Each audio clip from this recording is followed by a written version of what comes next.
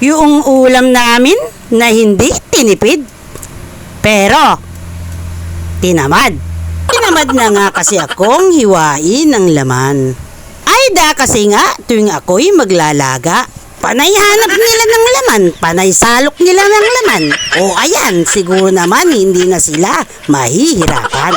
Ay biruin mo, hihiwain ko ng maliliit yung laman. Tapos, halo ng sabaw, parang may hinahanap naman. Kaya ayan, pati saging hindi na hiniwaan. Yun bang malaki na ang lahat para pantay?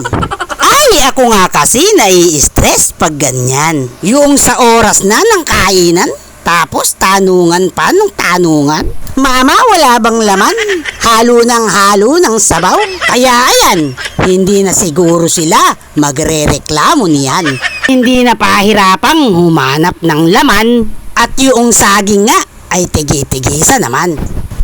May nasabi pa rin. Ay, napakalaki naman daw. Baka naman daw sila'y mabulunan. Ang hirap maging nanay.